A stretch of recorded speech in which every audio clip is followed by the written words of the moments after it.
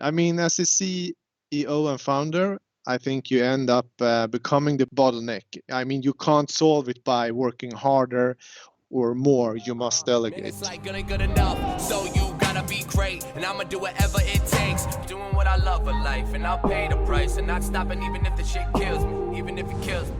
Hi everyone, and welcome to MattGron's Scaling Up Journey. My name is Mattias, aka MattGron, and as we say here in this blog, this is where entrepreneurship runs smack into reality, and today we have episode 41, and I am not alone because I have the one and only Svea lunch off from Germany now.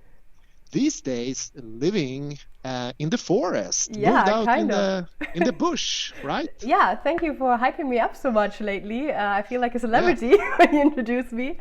Hello and welcome to MattGron's Scaling Up Journey. It's correct, we've been living in our house for a couple of days now in the Swedish forest. I mean, when you look this direction, it looks like you're in the forest, but this direction, I'm sorry to disappoint you, there's a street.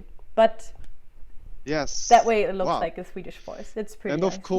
of course, the question everyone is waiting for, have you seen any moose yet?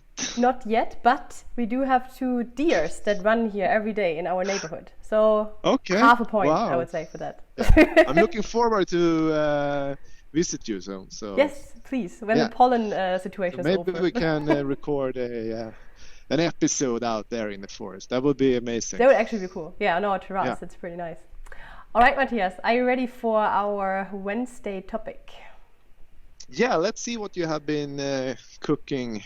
Yeah, so my idea today was to talk about responsibilities, delegating tasks, because I can imagine you scaling up your company, and especially back in the early days, you probably did everything by yourself.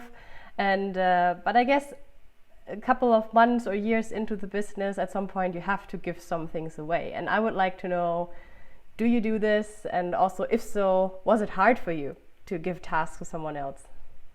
Yes, great topic, and you really hit a sensitive nerve here, I can tell, because Ulf, our chairman of the board, kind of often talks to me now about the importance of delegating, and if we should be able to reach the vision we have with the company. I can't do everything. I need to become much better on delegation. So yeah, wonderful that you brought that topic up today.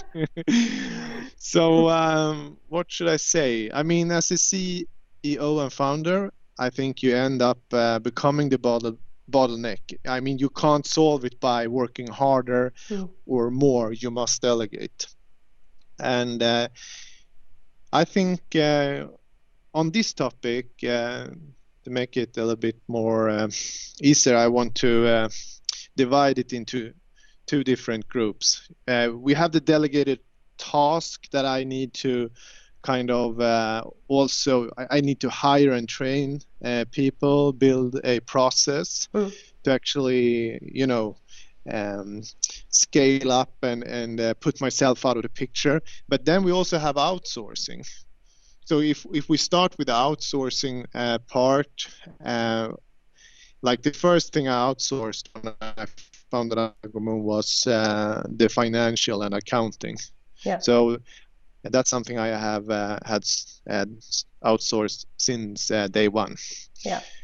And since then, I also, over the years, of course, I have hired people and kind of tried to always scaling myself out of the picture.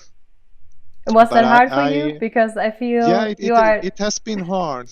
Yeah, of course. I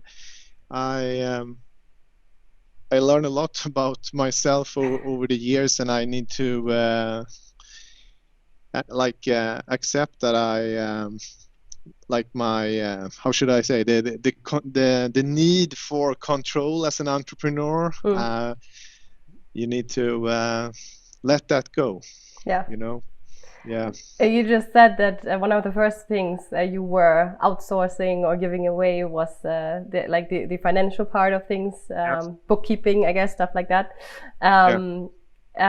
Is there maybe, when you look back at your journey so far, is there something that you wish you would have given to someone else earlier, where it took you way too long to realize I could have given this to someone else and would have more time for other things? There is tons of stuff, of course. Sometimes I also think that I could been much more efficient using my profit to probably scale the company faster. So, but the first thing that came to my mind when you asked the question was actually that in the beginning I invested in account managers and salespeople, and I trained them, and that really helped the business take off. And then after a couple of years, I started to invest much more in the production team, and then for a couple of years, the sales kind of we become a little bit, how should I say, the sales was on the back burner, and I didn't invest in the sales and grow the team, and that probably, I think when I look back, I should have been investing more in the sales, growing the sales team, because what happened was that I actually got very I became the account manager, and I think that's like probably as a service company and a founder of a service company, you kind of become the most important account manager. They're keeping everyone happy, like every customer happy, and so now when Dennis and Henrik they are on board, I really feel I should have invested more in sales earlier. So yeah, I can also. That's one thing, sales, yes. Yeah, I can also tell, like you've been talking about the sales team a lot lately, and I feel like there's a progress going on, and that you guys are really working hard on your sales process and everything. I can really tell that. We're doing some impact out there. Yeah, sure. So now you were talking about things you would have liked to invest before or given away earlier. On the other hand, maybe some things that you say you always want to have control of, like these are things you're never going to delegate to someone else. I mean, I think there is bad control, and I think there is necessarily good control. So if we talk about keeping an eye on the cash flow, like sales metrics, there is super important as I mean, you can't just give everything away. But when we talk about successful delegation, I think, sorry, I'm switching back to the topic I was talking about. Like I was talking about sales and financial stuff. You still need to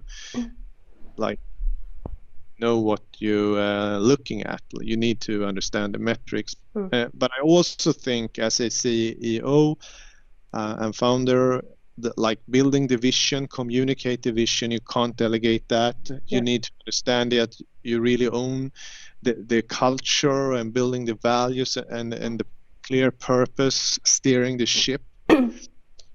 That's also nothing you can delegate. Yeah, I see that, absolutely. But if I go back and talk about successful delegation, I started. I think I interrupted you there. Sorry.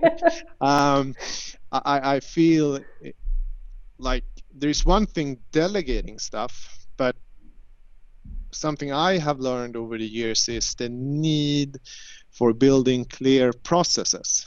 Okay, what does that mean? Yeah, like you really need to build the processes and teach people how to run in them. Because there is a huge difference between employees and entrepreneurs. Entrepreneurs, they build and develop the process. Employees necessarily, they don't have that kind of approach to business stuff, that they actually like that, or they are able to build the process.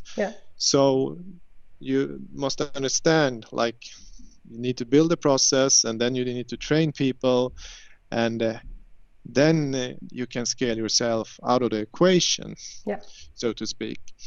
And I think for a long time, I thought there always were MSC out there that knew stuff better than me, instead of like really, putting in the work and understand how the process should look like, so I then can hire people and, train them. So I think that's super important when we talk about successful delegation.